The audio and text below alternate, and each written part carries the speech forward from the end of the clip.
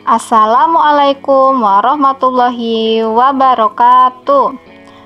Selamat pagi anak-anakku, masih semangat kan belajarnya? Anak-anakku, hari ini kita masuk ke tema 7, subtema 2, pembelajaran 1, hewan di sekitarku. Anak-anakku, perhatikan gambar berikut ini. Ada banyak sekali hewan di sekitar kita. Ada hewan yang hidup liar, ada juga hewan yang dipelihara manusia karena mereka suka atau untuk diternakan. Hewan liar biasanya mereka mencari makan sendiri, sedangkan hewan yang dipelihara biasanya mereka mendapatkan makanan dari orang yang merawatnya. Nah, contoh hewan peliharaan yang pertama yaitu ada sapi. Di sini ada hewan sapi. Sapi dipelihara oleh manusia karena untuk diambil susu dan dagingnya, serta dimanfaatkan tenaganya untuk membantu membajak sawah.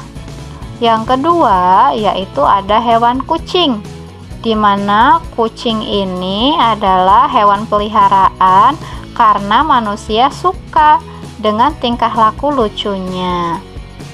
Yang ketiga ada ayam. Ayam dipelihara oleh manusia untuk diambil telur, daging, dan bulunya. Bulu ayam ini biasanya digunakan untuk pembuatan kemoceng atau alat olahraga yaitu kok. Yang keempat ada burung. Burung juga dipelihara oleh manusia karena keindahannya. Nah, anak-anakku, hewan peliharaan itu harus dirawat loh. Yang pertama yaitu diberi makan dan minum. Hewan peliharaan ini harus diberi makan dan minum supaya mereka tidak mati. Nah, yang kedua yaitu diperiksakan ke dokter bila dia sakit. Nah, apabila hewan peliharaan kita sakit, maka hewan itu harus kita bawa ke dokter hewan untuk diberi obat. Selanjutnya yaitu jangan lupa diberi kandang. Hewan juga harus diberi rumah, yaitu berupa kandang.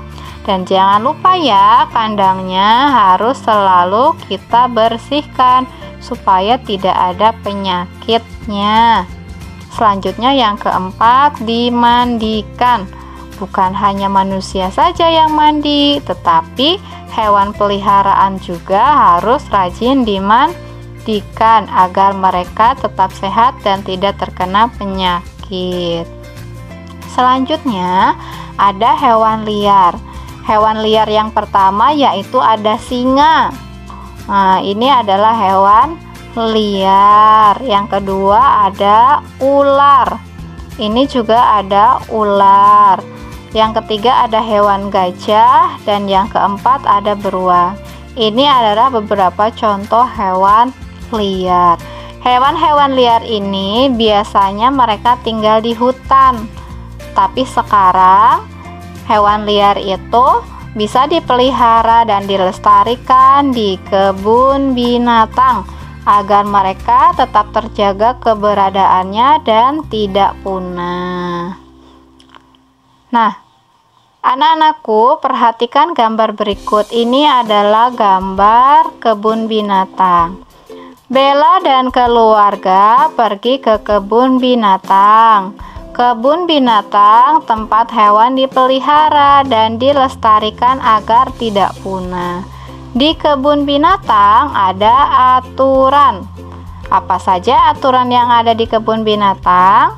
Nah, perhatikan di sini ada contoh aturan di kebun binatang. Biasanya apabila di kebun binatang kita bisa melihat gambar seperti ini. Nah, gambar yang pertama ini, apabila kita melihat gambar seperti ini, berarti tandanya kita tidak boleh memberi makan hewan tersebut. Tanda seperti ini menandakan kita tidak boleh memberi makan hewan. Ada juga tanda seperti ini. Nah, apabila kalian menemukan tanda seperti ini, maka artinya kalian tidak boleh membuang sampah di sembarang tempat. Membuang sampah itu pada tempatnya ya. Dan yang ketiga, apabila ada gambar seperti ini artinya kita tidak boleh mengambil gambar atau foto pada salah satu hewan yang berada di sana. Nah, ini adalah beberapa contoh aturan di kebun binatang.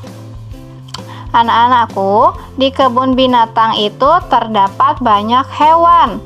Ada hewan yang bergerak dengan cara berjalan, melompat, berenang, merayap, dan melata.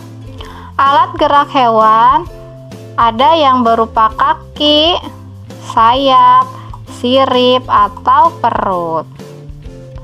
Nah, pada kalimat sebelumnya terdapat tanda seperti ini. Tanda seperti ini disebut tanda koma. Tanda koma itu gunanya memisahkan penyebutan beberapa kata.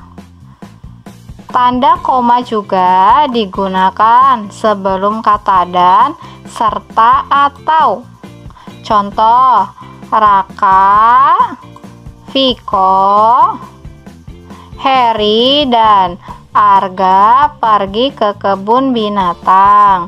Maka apabila menggunakan tanda koma, kita lihat Riko, koma, Viko, koma, Heri, koma, dan Arga ke kebun binatang. Nah, ini adalah kegunaan atau penggunaan tanda koma. Anak-anakku, sekian dari Bu Guru ya. Besok bertemu lagi. Terima kasih, tetap semangat, dan wassalamualaikum warahmatullahi wabarakatuh.